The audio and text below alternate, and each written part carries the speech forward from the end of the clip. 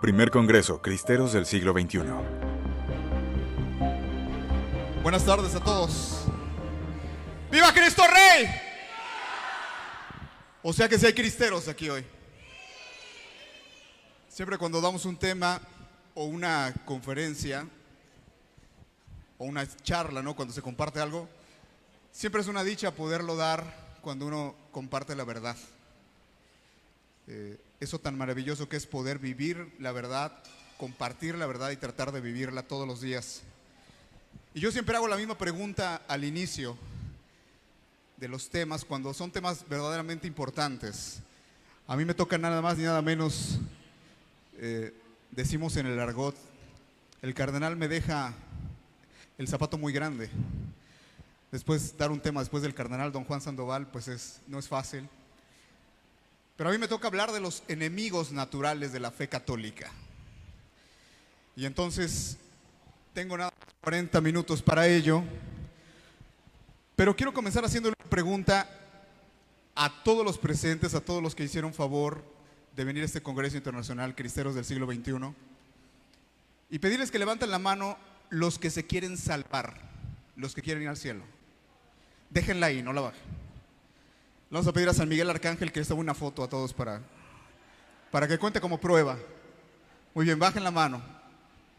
Que conste que todos los que acaban de levantar la mano han expresado que se quieren salvar, ¿cierto? Muy bien. Levanten la mano los que son católicos. También parece que hay varios. Muy bien, bajen la mano. Me tengo que compartirles esta tarde, mis queridos hermanos, el tema, los enemigos naturales de la fe católica, del catolicismo. Y de entrada, después de este regalo que hemos recibido, de este recuento histórico de la vida de México que nos ha dado el cardenal don Juan, habría que preguntarnos, ¿existen enemigos reales del catolicismo, de la Iglesia? ¿Todos estamos convencidos de ello? ¿Sí hay? O sea, ¿hay gente que nos odia simplemente por ser católicos? ¿Quién sabe? Si somos católicos de a de veras, pues que sí.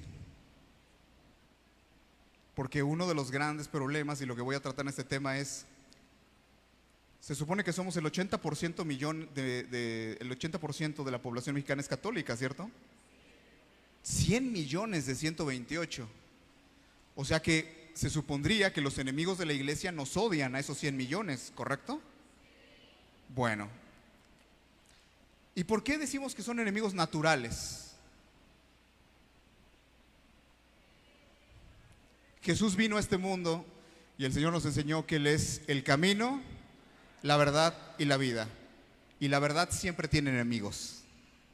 Siempre. Me decía un buen amigo con quien platicaba yo, una persona, un europeo que da conferencias ahí en España, y me decía, oye, vas a hablar, te toca como fundador del movimiento social católico Viva Cristo Rey, te va a tocar hablar de los enemigos de la fe. Qué interesante. Y yo le decía, qué importante, ¿no? Y le decía, platícame un poquito tu experiencia. Y me encantó lo que me dijo, porque él me compartía, me decía, mira, los enemigos del catolicismo hoy en el mundo se llaman de distintas maneras, y de hecho tenemos diferentes problemas según el país donde vivimos. En México tenemos algunos enemigos muy concretos de la fe católica. En Europa tienen otros, según donde vivamos, ¿no? Según el país, la región. Somos la Iglesia Católica, la Iglesia Universal. Pero este buen amigo me decía, mira, se llaman los frailes en tal país, los sacerdotes que llegaron, que concientizaron a la gente, que civilizaron a los pueblos, y los enemigos de la Iglesia los odian. Se llaman los predicadores en esta región del norte de Europa. Y me empezó a platicar y me dice, ¿y en tu país cómo se llaman? Y le dije, en mi país se llaman cristeros. Así se llaman en mi país. Porque a los católicos nos han dejado sobrevivir, pero a los que mataron 250,000 fue a los cristeros. No sé si vemos la diferencia.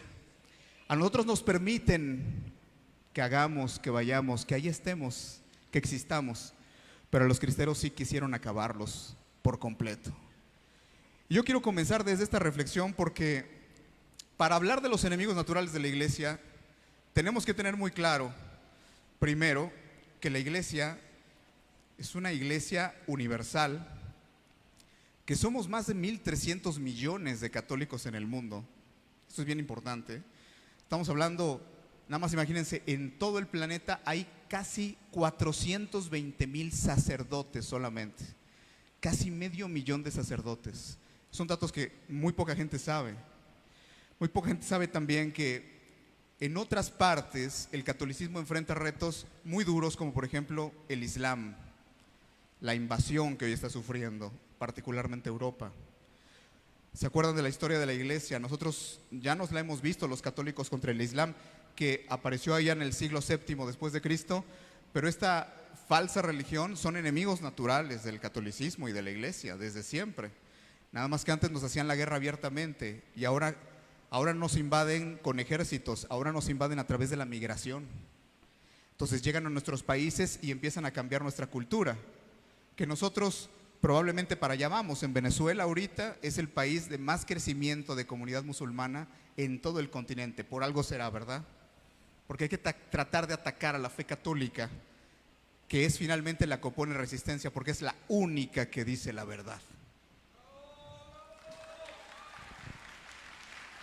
No solamente se tiene al Islam como enemigo, es un enemigo muy visible. En todo el mundo occidental, que es donde vemos más cristianos, más católicos, pues está este occidente laicista, que ya está tan impregnado del marxismo cultural. La Unión Soviética, a pesar de que, perdió tanta fuerza, la realidad es que esparció muchísimo de su doctrina, de su filosofía por todo el mundo. Ya nuestra Santa Madre ya nos lo había advertido. Ella nunca habló del comunismo, dijo: Rusia va a esparcir, dijo en Fátima, sus errores por el mundo. Y esos errores llegaron a México como nunca en el año 2018. Pero como el católico no tiene conocimiento de esto, como el católico no sabe qué hay detrás, ni su propia fe a veces conoce, pues resulta ser que somos parte del occidente laicista, donde se está transformando la moral, y ahora se nos está vendiendo una moral a través de la modificación de las leyes, que no es la cristiana, que es otra moral. El occidente laicista hoy tiene dos banderas fundamentales: el geinomio y el aborto. De ahí parte todo lo demás. ¿Le suena? ¿En México ya pasó? ¿Está pasando? Muy bien. Otro enemigo natural de la iglesia, me voy un poquito rápido por cuestión de tiempo, es la misma situación dentro de la iglesia.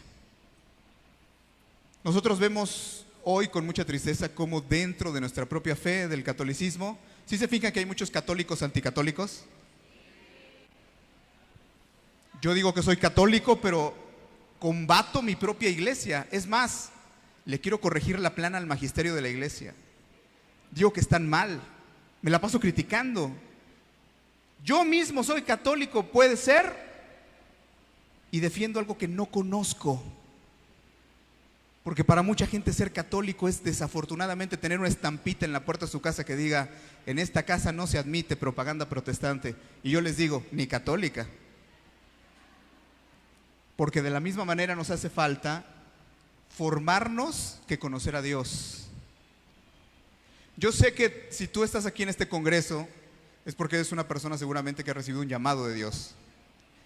Y voy a volver a preguntar en mis primeros 10 minutos. Levanten la mano quien se quiere salvar. Muy bien, bajen la mano. Es la segunda foto. El día de tu juicio, ahí va a aparecer la foto. Porque vienen las preguntas meras buenas. Enemigos naturales de la fe católica. Por ejemplo, en Europa, los católicos la tienen clara, El Parlamento Europeo, toda la izquierda comunista del Parlamento Europeo, que tiene un poder impresionante, que puede hacer leyes, quiere transformar la vida de un continente, y son totalmente anticatólicos, ferozmente anticatólicos. No solamente ellos tienen el Islam, sino tienen el propio Parlamento Europeo, tienen este problema. Es como como si hubieran multiplicado a los de Morena y los hubieran echado en un solo continente. Algo así. Pero también a nivel global, no nada más en Occidente, sino en todo el mundo, hay un enemigo, desafortunadamente, un enemigo material de los principios de la fe católica y de las enseñanzas de nuestro Señor Jesucristo, que es la Organización de las Naciones Unidas. Un enemigo que por más que nosotros queremos ver de las bondades que ha significado la ONU, la realidad es que hoy la ONU pues es básicamente el brazo por el cual se ejecuta la guerra contra la cristiandad en el planeta. Ese es otro enemigo. No sería un enemigo natural, pero hoy ya lo es, por los intereses que defiende la ONU y por la agenda que está promoviendo a través de sus organismos y sus agencias en todo el mundo. ¿Por qué la ONU actúa así? Porque probablemente el enemigo natural más visible de la verdad de Cristo y de su evangelio y de su iglesia, que somos nosotros, sea el globalismo, el sionismo internacional, que tiene esta idea de convertir a todo el planeta con un solo gobierno, una sola religión, que obviamente no es la nuestra, ¿no? Con un solo gobierno, una sola religión, y este globalismo que va asfixiando a la sociedad mundial y del cual tú y yo hemos oído 20 versiones diferentes de las señales del final de los tiempos. Hemos oído toda clase de conspiraciones, ¿cierto o no? Y los católicos las compartimos y nos preocupamos y mandamos en las redes sociales y lo comentamos en nuestros grupos de apostolado. Y la pregunta es, existiendo tal o cual plan, ¿qué será más importante? ¿Los planes de los perversos o la santidad que Dios nos pide para transformar el mundo en que nos hizo nacer? ¿Qué será más importante? Me voy a enfermar, yo ya me dio COVID, muchos de ustedes saben, casi me muero. Me voy a enfermar, me puedo morir. Si para nosotros la muerte no existe, hermanos. Un cristero sabe perfectamente, y lo supieron los que murieron, sabía de dónde venía y sabía a dónde iba. Nosotros no tenemos miedo. Decía San Pablo, morir es ganancia. Pueblo católico, cuando yo les digo en las formaciones, ¿quién quiere morir esta noche? Hasta feo me ven. ¿Quién está listo para morir? Todos deberíamos de estar listos, Señor, cuando tú quieras, porque vivo haciendo tu voluntad. Los cristeros lo sabían.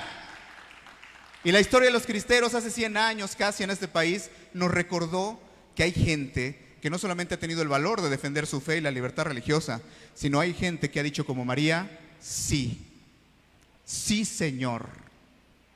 ¿Qué me pides, Señor? Es como David y Goliat. Yo le preguntaba al Señor, Señor, ¿quieres que les hable? Y me decía, de mí. Si nosotros recordáramos la historia del rey David, hablando de los enemigos de la fe, siendo el rey David del linaje del propio Jesús, su antepasado, de nuestro linaje, porque aquí quiero hacer una pausa en esto de los enemigos naturales de la fe católica. Llevo 6 de nuestros enemigos. Pueden ser muchísimos más de los que voy a mencionar todavía en el tiempo que me queda. Pero ¿qué podrán hacer nuestros enemigos contra nosotros si somos amigos de Cristo? ¿Qué podrán? Yo lo he compartido en muchas ocasiones que alguna vez un político, el año pasado, de la Ciudad de México, el secretario de gobierno me dijo, tienes muchos problemas para que te entendamos y para llegar a acuerdos con ustedes, me dijo. La verdad es que no me lo tomes a mal, me dijo, pero mira, tienes varios defectos. Eres abogado, qué bueno, pero eres católico, me dijo. Primer defecto. ¿Te gusta todo eso? ¿Sabes qué es lo peor de todo? Me dice. Eres de Guanajuato. Yo vengo de Guanajuato. Estamos aquí en tierra de mártires, ¿no? Gloria a Dios, muy orgullosos. Y lo último que me dijo El entonces secretario de Gobierno de la Ciudad de México me dijo: ¿y sabes qué es lo peor, Mendiolea? Hueles a cristero.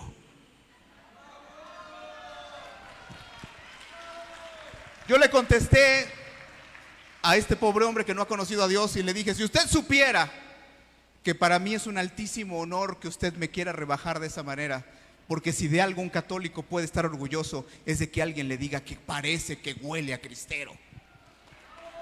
¿Qué puede haber más grande? Nada.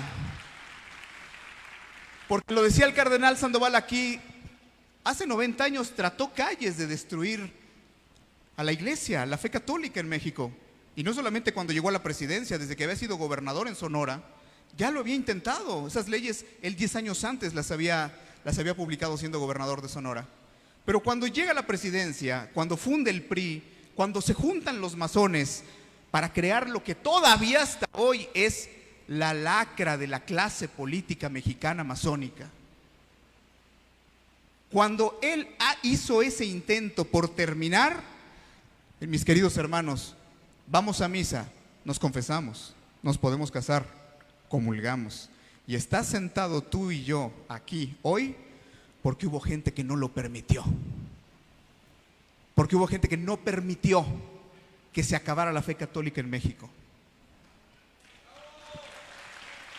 Curiosamente, ya pasaron 100 años y pues los enemigos siguen siendo casi los mismos, y si no, voy a terminar mi lista. Enemigos naturales del catolicismo, decíamos los últimos dos: la ONU, el globalismo, el comunismo. ¿Te suena? Primero los pobres. ¿Has oído? Pero hay de pobres a pobres, ¿no?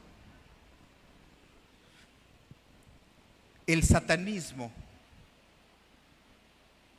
Esto pareciera obvio, ¿no? Bueno, los satánicos es lógico, los que están en contra del cristianismo, de la fe católica. Sí, pero no se llaman ahora satánicos. Hasta ellos mismos nos corrigen y nos dicen: somos luciferinos, no somos satánicos. Ah, perdóname. Nosotros apoyamos el aborto, me dicen, como partido político, porque somos luciferinos. Y lo dicen abiertamente. Y se expresan abiertamente. Yo como abogado digo, si la gente supiera en México lo que hoy instituciones como la Comisión Nacional de Derechos Humanos ha dicho en sus recomendaciones oficiales federales contra la Iglesia Católica, son discursos de odio contra la Iglesia. Lo que hoy estamos viviendo es el satanismo en todas sus expresiones.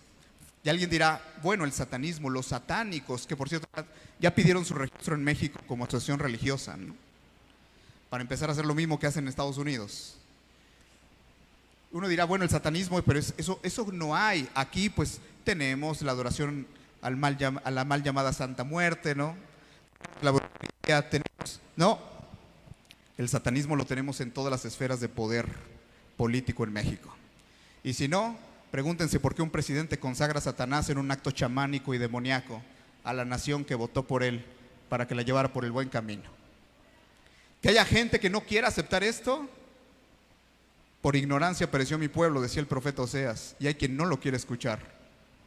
Pero somos un país católico desde que nacimos en 1824, fundado sobre la base de nuestra identidad como pueblo cristiano, gobernado desde hace 150 años por la masonería. Gobierno masón, pueblo católico. Es evidente que aunque los cristianos no tenemos enemigos, ellos nos consideran sus enemigos. No solamente es cada uno de los enemigos naturales que tiene la fe católica en diferentes partes del mundo. Los católicos tienen que dar la batalla, cada quien en su región, cada quien en su contexto, en su historia. Ya sabemos, hoy Europa es un continente que vive en una era post-cristiana. Los seminarios incluso están cayendo 1.5 cada año en vocaciones. El catolicismo va decreciendo. En los continentes que va aumentando el catolicismo es África, en primer lugar. Hoy África tiene un crecimiento exponencial, 3.5 anual, de católicos, de nuevas órdenes religiosas, de vocaciones, junto con Asia. son los dos continentes, África y Asia. Europa va totalmente para atrás y en América estamos perdiendo más o menos un punto porcentual cada año. Los enemigos de la fe católica tratan de desaparecernos del mapa, que no haya vocaciones, que nadie crea que esta es la iglesia de Jesús, que nadie crea. El truco ha sido muy fácil, ¿no? Dios sí, iglesia no. Ese es el primer paso. Y a partir de ahí tú y yo conocemos muchos católicos mexicanos que nunca van a misa, nunca frecuentan los sacramentos y por lo tanto, cuando estamos en plena batalla como hoy en México, pues no se enteran que estamos en guerra. No se enteran que habría que defender el país, no solamente la fe, porque tenemos una tradición larga. Aquí ya lo decía el cardenal, Juárez llegó a la presidencia y sigue siendo el santón de la masonería. Nos lo presentaron hasta en la escuela. Benito Juárez, el gran persecutor de la iglesia en la historia de México, el gran traidor políticamente a la nación mexicana. Ya tuvimos uno, tuvimos a Porfirio Díaz, tuvimos a Calles, que llegó y desató la guerra cristera. Y del mismo grupo masónico de Calles, hoy volvemos a tener un presidente que pertenece exactamente a la misma obediencia masónica, totalmente anticlerical. Perdón si hay alguien aquí de Morena, pero aquí primero somos cristianos.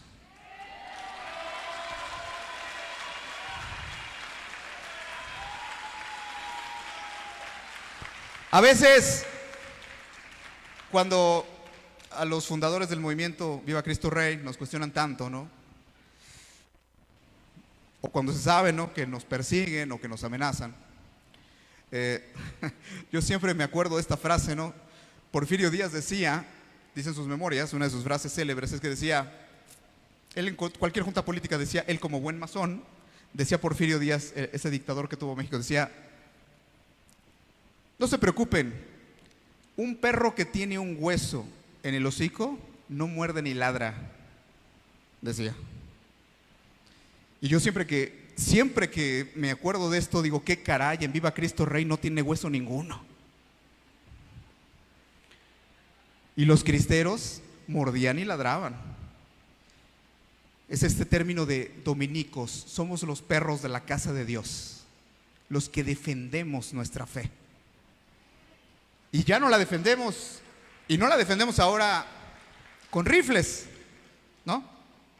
Un buen amigo, Pedro Ferriz, me decía, oye, es que Viva Cristo Rey suena como a balazo, pues, ¿no? No, le decía yo, no. Un buen cristiano sabe perfectamente que lleva una armadura y sabe cuáles son las armas que le ha dotado el Espíritu Santo y el poder de Dios para defender lo que tiene que hacer. No es a través de la violencia a la que en muchos lugares se tiene que recurrir para defender lo más sagrado y lo mínimo. Porque los enemigos ahí están y a veces nos confundimos. Pensamos que con combatir a una secta como la masonería, tan grande y que ha tenido tanto poder en México y tan destructiva, pensamos que con combatir a los satánicos, con que combatir, denunciar el globalismo, que pensamos que con combatir a estos enemigos de los que hemos venido hablando, políticamente luchando solamente contra el sociocomunismo que se está imponiendo en México, pensamos que con eso es suficiente. No. A mí me encanta la ciudad de Dios, San Agustín, que decía, la línea que hace la diferencia en la vida de un hombre es una línea que cruza por el centro de su corazón, porque en el corazón se define verdaderamente quién es enemigo de Dios y quién no. Todos los enemigos que aquí estoy diciendo, ¿dónde están? Afuera. Afuera. Aquí habrá alguno que lo mandaron a ver qué decimos, pero están afuera. La gente que cree y que está apoyando el comunismo, la gente que trabaja para el sionismo, los empleados de George Soros, toda esta gente que odia el cristianismo, están fuera. Los enemigos naturales de la iglesia no solamente son ellos, los enemigos naturales de la iglesia también, desafortunadamente, habitan dentro de nosotros. Porque este congreso no podríamos empezarlo sin hablar claramente, porque es el inicio de una convocatoria nacional, donde todo miembro de la iglesia que quiera seguir los pasos de Jesucristo, lo que dijo el cardenal ahorita, lo que explicó, tenemos un modelo, no necesitamos buscar otro, ¿cierto? Ya hubo quien nos dejó la ruta y la guía. Oye, Mario, es que hay gente que seguía a tal líder pro vida y ahora los queremos seguir a ustedes. Yo les digo, fracasamos todos. Aquí no se trata de seguir a nadie, aquí se trata de seguir a Jesucristo. Y cualquier organización que no logró eso, no logró nada, nada. Porque todas las organizaciones lo que deben de procurar es que la gente conozca a Dios. ¿Por qué los enemigos de Dios en México han podido tanto? Porque no conocemos a Dios. Y como el pueblo católico no conoce a Dios, nadie puede amar a quien no conoce y no puede servir a quien no amas. Por eso termina sirviendo al diablo, trabajando para el poder, para el dinero, para... Los cristeros se olvidaron de todo eso. Son un ejemplo para muchos de los que estamos aquí. Hay una confusión grave que también, tocando este tema entre nosotros de los enemigos naturales del catolicismo, se debe decir. Si ven que se nos ha dicho tanto que descendemos de los aztecas, de los mayas, ¿no? ¿De quién descendemos nosotros? Ustedes se imaginan que nosotros viéramos simplemente a veces a nuestra propia familia, ¿no? Flaco favor a veces hemos recibido. No, nosotros venimos de un linaje celestial. Viva Cristo Rey trabaja para que todo el pueblo de Dios lo sepa, para que toda la nación mexicana se entere y para que los que ya lo saben lo recuerden. Que nosotros venimos de otra familia, de la familia que venimos es de la familia de Abraham, de Moisés, de Jacob, del rey David, de Juan, de Pablo, de Pedro. Que no estamos solos, que hoy aquí somos 700, pero en el mundo somos 1.300 millones. Y en este país lo único que hace falta es que se nos convoque y que querramos ser lo que se supone que somos. ¿Qué es lo que hace falta en México para poder combatir a los enemigos naturales de la fe? ¿Qué hace falta? Entender quiénes son los verdaderos enemigos del catolicismo. Ya estamos muy diagnosticados. Estos que hablé en los primeros 15 minutos, creo que todos los conocemos. Los enemigos naturales de la fe católica. Pero ¿quiénes son los enemigos más poderosos? Los enemigos más poderosos de la fe católica son los cristianos cuando nos...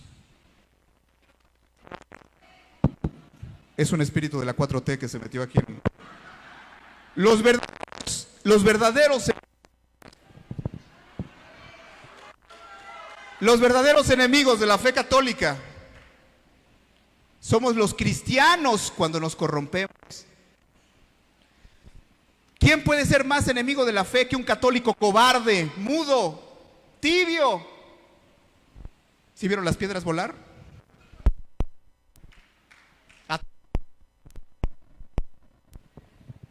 Ya está, Ave María Purísima.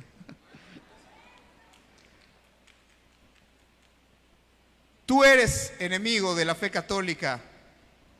Grábate esto en la cabeza para que se lo digas a alguien más. Tú eres enemigo del catolicismo, eres enemigo de la fe católica y eres enemigo de Cristo cuando votas en las urnas por los enemigos de Dios.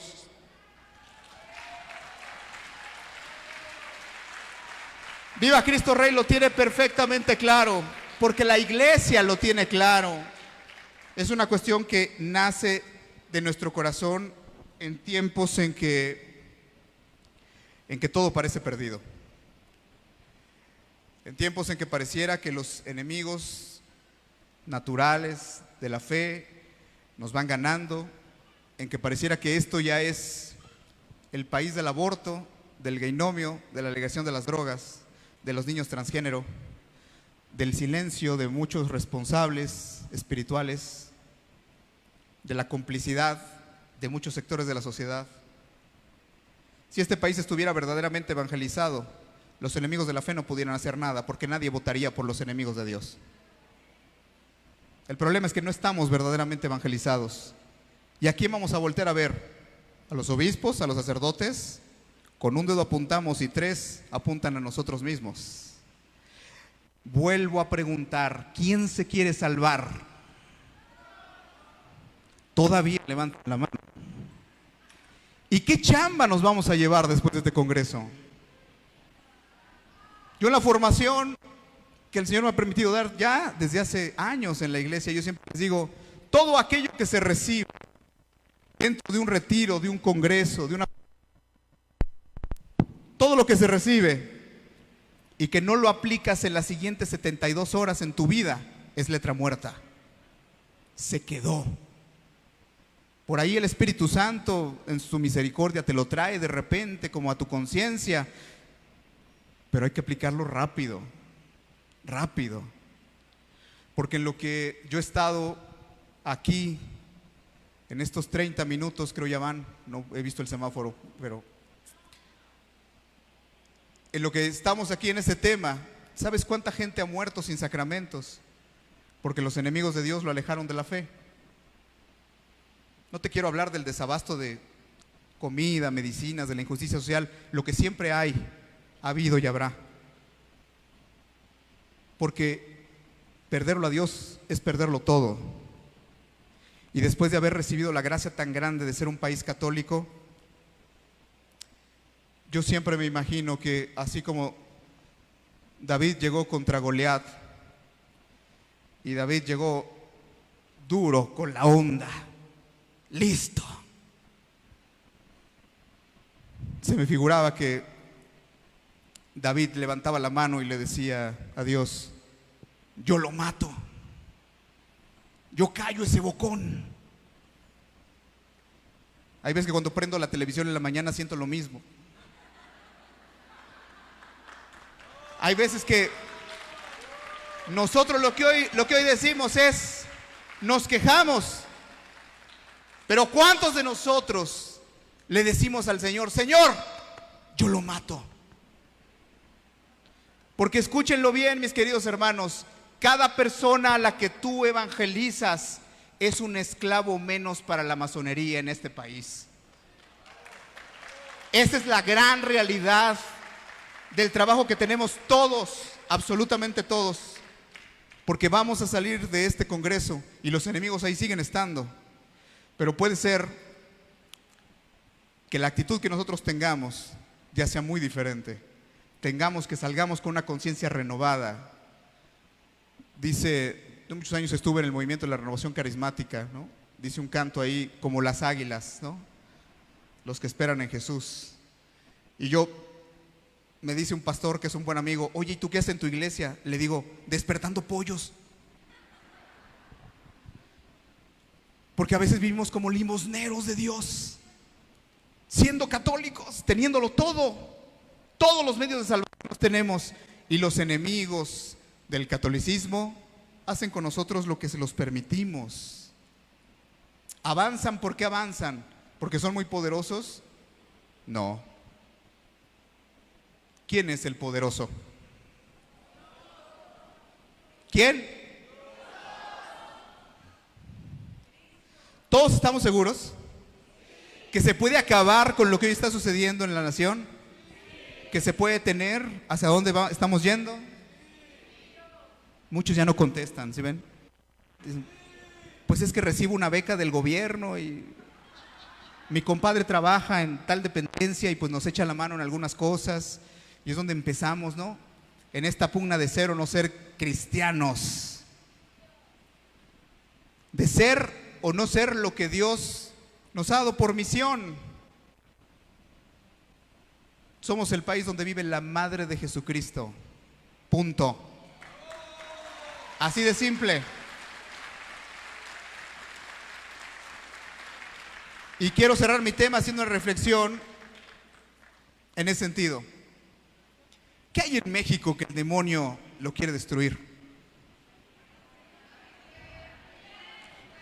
Les voy a pedir a todos que se pongan nada más 20 segundos de pie. Pónganse de pie, por favor. Porque les necesito decir algo a todos. ¡Viva María! ¡Viva Cristo Rey! Que a nadie se le olvide por qué el demonio quiere destruir este país. Voltea y ve a todos tus hermanas y hermanos. Míralos, voltéate. Los quiere destruir por eso que estás viendo. Porque aquí hay gente que ama a Dios y a su madre. Por eso los quiere destruir. Tomen asiento, por favor. Levanta la mano el que dice yo lo mato.